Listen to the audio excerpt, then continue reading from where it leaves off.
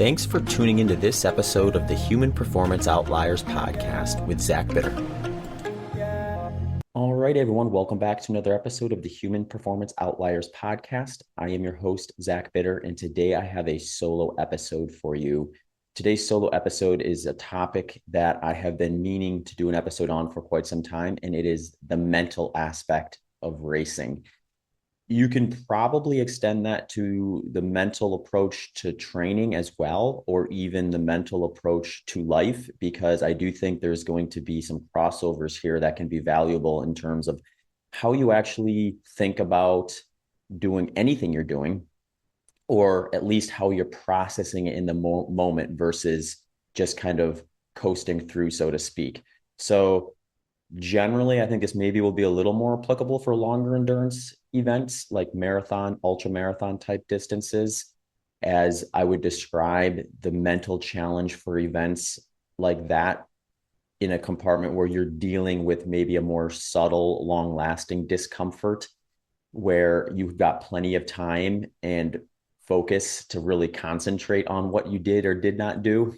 Whereas on these shorter endurance events like 5Ks and 10Ks, although you're definitely thinking about things in those type of events, they tend to be a lot faster acting, and you just don't really have too much time to worry about a mistake you made at mile 2 until after the race sometimes. So I find the dichotomy between those two types of events to be interesting, where the shorter stuff is going to be a little more of a sharp, acute pain that you have to be able to deal with versus a duller, longer lasting pain that you have a lot of time to have to deal with.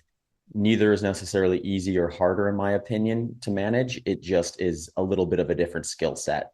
If you like these topic-based episodes that are more skewed towards planning and executing workouts and races and things like that, I do essentially have a series at this point that has a lot of variables that are worth considering that more or less began when I did an episode titled Endurance Training Simplified. So I'm just going to list off the other options that kind of go along with this one if you're interested in that catalog, so to speak. So it started out with episode 337, the long run considering the variables, and I really liked diving into that topic specifically. So I ended up following that one up with just episode 344, Endurance Training Simplified. And that was actually more or less just because of a lot of new people coming into running, a lot of people that I noticed had been running for a while, but maybe not with a lot of structure, and we're finding just essentially a limitless amount of information available online and anywhere. And we're curious about, how do I simplify this all down to a manageable amount of things to consider early on, build some structure that can be solid, and then take that bigger step of maybe getting a little more creative with workouts and things like that once you kind of have the fundamentals in place. So I did that one. After that, that spurred on a little bit of a deeper dive into the individual components of it, which included episode 346, Short Interval Simplified, episode 348, Long Interval Simplified, episode 352, Proper Aid Station Navigation, and then episode 356, Easy Run Simplified. So I would actually consider this as a nice add-in to that list in terms of just targeting the mental side of training and racing and things like that, to sort of give that side of the equation a little bit of attention. If you are interested in raffles and free things, I actually do have some options for you if you want to participate. It is actually a free 30-minute consultation with me. So if you want to hop on a call and chat about your training, chat about anything, got questions, this might be something that's worth paying attention to. All you got to do to enter the raffle is share an episode that you listened to and enjoyed on your social media platform. Tag me. If you don't tag me, I won't know. So share it, tag me.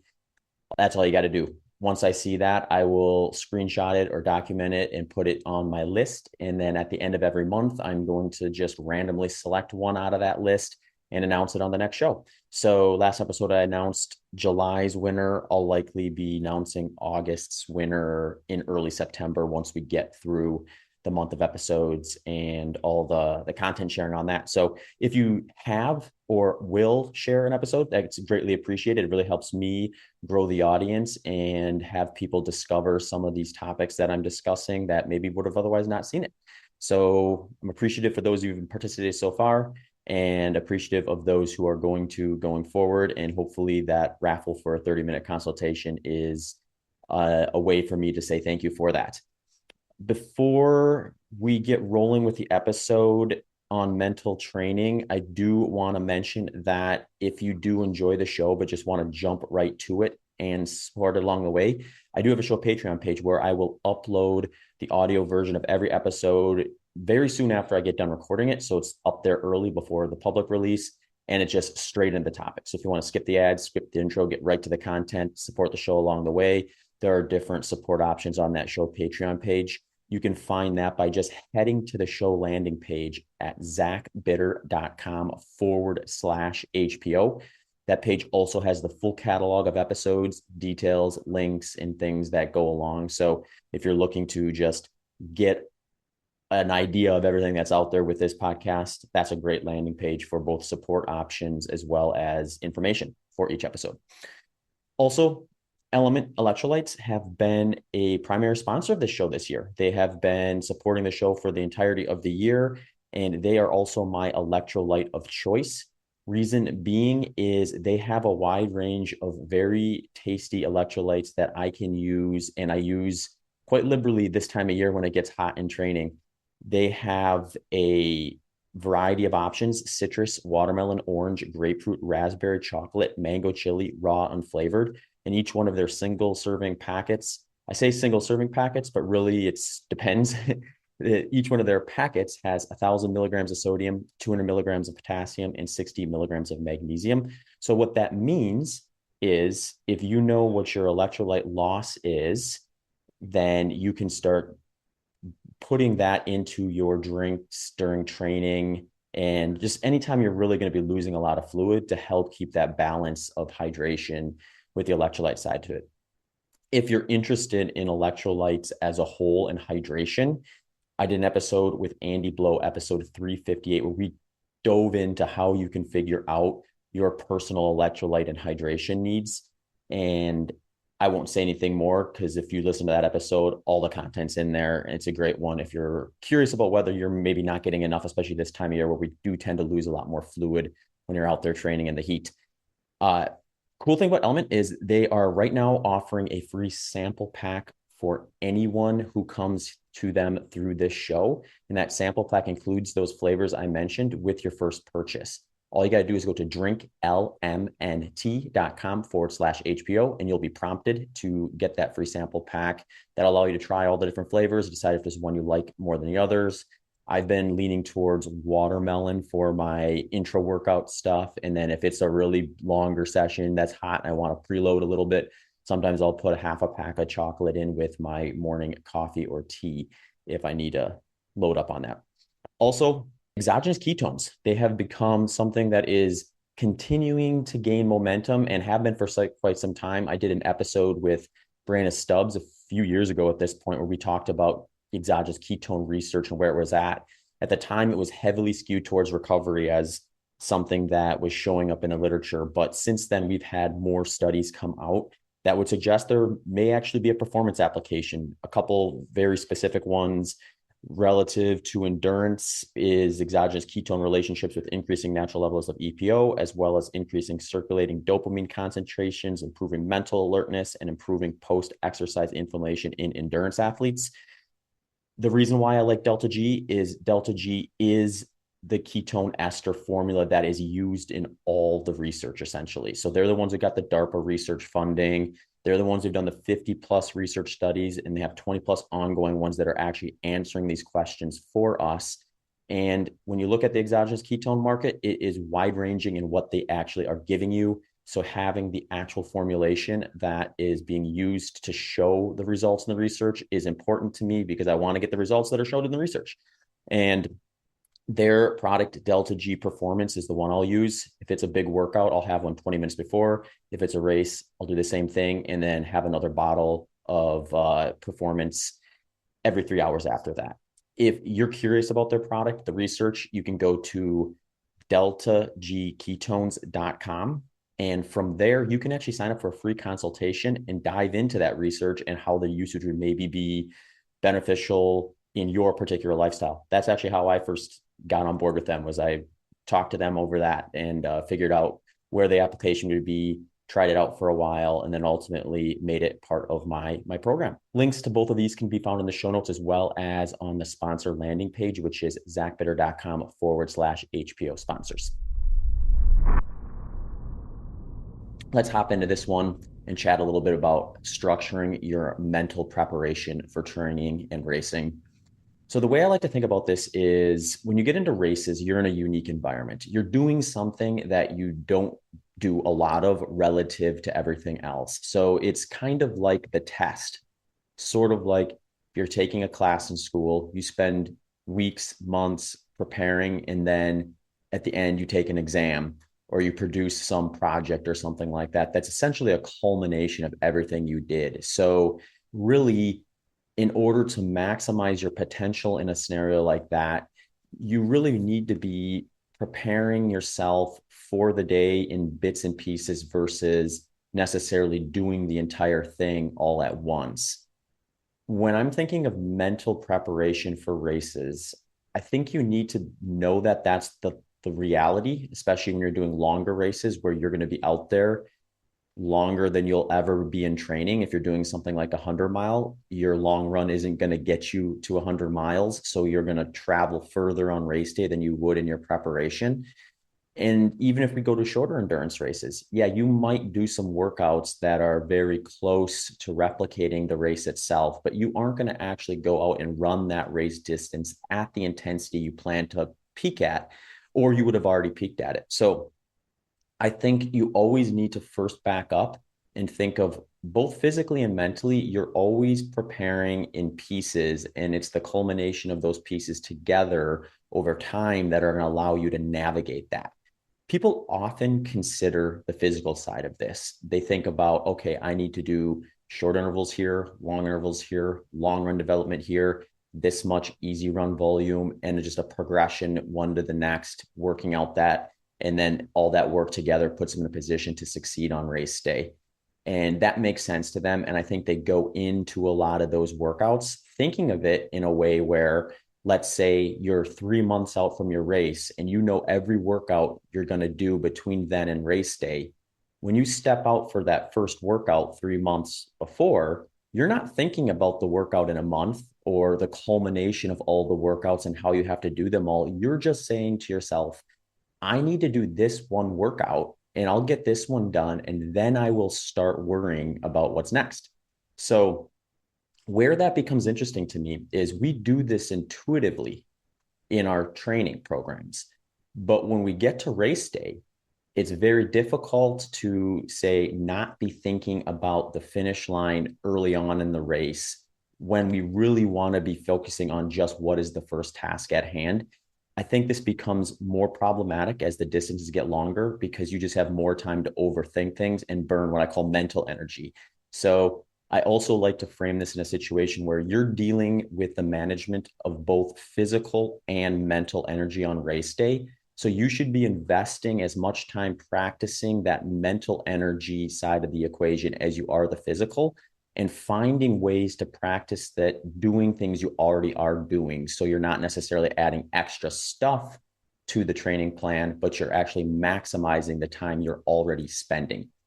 So what this likely means is, first of all, be mindful of what you're actually doing in training and that thought process. So when you are going into a workout and you're intuitively thinking, okay, I'm going to do this workout, and then I'll worry about tomorrow's or next week's when I get to it, acknowledge that and acknowledge that that's a skill set that you've developed. And then transfer that acknowledgement to race day, where you're essentially doing the same thing, just in a compressed time zone. So you're taking what you do every day and you're compressing it into a shorter time window, where let's use the 100-mile as an example. If you're trying to get to that first aid station, and then you're also have this dual thought going on about how you have to get to 100 miles, you have this goal for 100 miles, and you're over fixating on the entirety of what you're trying to do versus just that first step, you're going to burn too much mental energy with that extra amount of thought that you're having to put into that, when in reality, you need to be a little more tunnel vision, or what I like to call zoom in, and focus on that first goal. So just like in training, when you manage your energies for any one given workout so that you are able to successfully do the following workouts, you can do that without worrying about the second, third, or fourth workout coming up.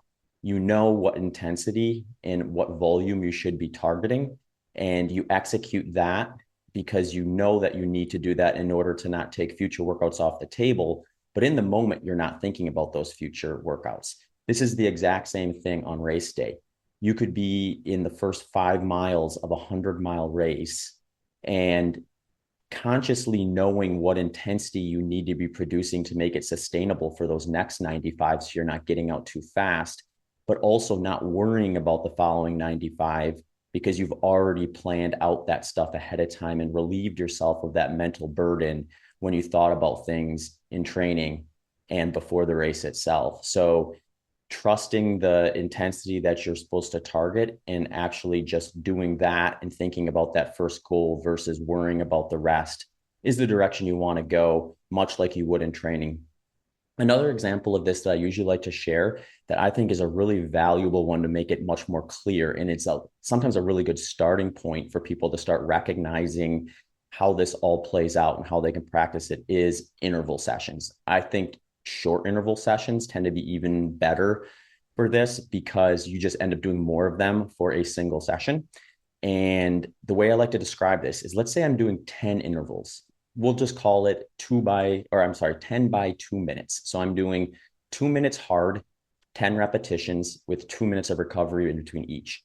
Basically, anytime I do a workout like that, once I start, my mind wants to kind of drift towards, I have to do 10 of these. And it's easy to let that thought process continue to the point where you start kind of making justifications where you're like, well, maybe eight's a better target. I should probably back off. And you start kind of worrying about your ability to execute all 10 of those because you're thinking of a very hard intensity extrapolated out to a total of 20 minutes, when in reality, you only need to be focusing on 2 minutes at a time. You're creating a monster that's not there, essentially. So when I get myself into that sort of a thought process, I immediately pull back and think to myself, all right, let's just do the next one. And I can worry about whether 10 is the right number or not after this one. You finish that one and you just repeat that. So you're constantly bringing yourself back to the moment you're in and executing the one that's on the table and worrying about the next one later. You sort of give yourself this opportunity to default that brain power or that mental focus to later. So you justify your ability to focus on the short term and worry about the other stuff later. You want to start thinking about that in the same way. It will be natural for you when you're out there on the race itself. We'll use the 100-mile example again, to be thinking every once in a while about how you're going to be running 100 miles that day. But you should quickly divert back and start thinking about, that's great, I'll worry about 100 miles later. Right now, I'm just getting to that next aid station or that next checkpoint that you established before the race as the target that you have in front of you. And when you're practicing that skill set in training and acknowledging that you're doing it versus just doing it intuitively, it just becomes a lot more natural and easy to flow into when you're out there on the race course versus feeling like you have to really focus in order to do that. At the end of the day, these races, especially these longer ones, are just a back and forth between positive and negative self-talk. So when I'm out there in a race and I'm feeling good, I'm getting all sorts of positive reinforcement and positive internal voices telling me what I'm doing is successful, what I'm doing is sustainable. It seems positive to think about what I could potentially do that day, versus when I hit a low point and those negative voices start coming in and start creating self-doubt. That self-doubt can start spiraling. And when you have that self-doubt start to spiral and then also project further into the race, that's where it becomes problematic. If I'm at a really low point, 70 miles into a 100-miler, and I'm thinking about how I have to run 30 miles, I will exhaust myself mentally to the point where I begin to think it is undoable, and the odds of me dropping out increase significantly, versus when I get into a low point at mile 70, I pull myself back mentally and think, okay, 30 miles isn't the goal right now. Getting to that next aid station or getting to mile 75 or whatever that next target is, that's the actual goal. I need to think about that one because I can't get to 100 miles before I get to 75 miles. So there's no reason to think about it. Just like there's no reason to be thinking about the ninth and 10th interval when I'm on interval 2 on that 10 by 2 minute interval session. So these things all have similar trends to them and similar thought processes and this back and forth between positive and negative self-talk that the more you practice in training, the better you're going to be able to navigate in racing. What it's also going to do is it's going to highlight something that's very difficult to acknowledge outside of a race. So since you're not going to run 100 miles in training, you're likely not going to get the ebb and flow of race day where you feel really good, then all of a sudden you feel kind of bad, and then you feel good again. What happens, I think, if you go through that repetition enough for an extended period of time for a longer race, maybe a race longer than you've ever done before, you find yourself in a bit of an area where you don't know necessarily that things could get better, or you haven't had an experience yet where even though things may feel really bad, they can get better. So recognizing that sort of thing happening in training will help you recognize that on race day, even though you're not actually replicating race day 100% the way it will play out on race day. So just like I'll go back to that short interval session, I might feel like I'm incapable of doing 10 when I'm at intervals 3 or 4, but by the time I get to 10 and finish, I may recognize that, hey, the 7th interval was actually my best one. I felt the best on it. I was really excited about it. And I would have never known that was possible had I not continued the workout and really experienced the entire ebb and flow of that workout. Same thing with the 100 mile. You can have yourself in a situation where you feel like it could not get any worse. And it's really hard to convince your mind that things can turn around. Or what I like to say is it's really tough for your mind to acknowledge that continuing to do the thing that got you feeling that way could possibly actually reverse and put you in a position where you feel your best after that low point. So experiencing or acknowledging kind of those dips and peaks during training will help you recognize them in race day for what they are, moments in time that will pass and could potentially get better.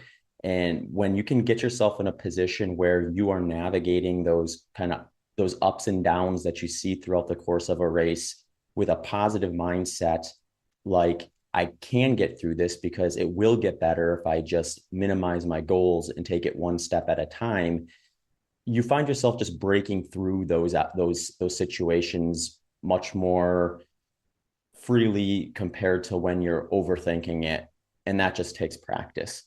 So another example of what I like to do for these things too is also use the different workouts in your training to kind of focus on things that are going to be more useful on race day itself.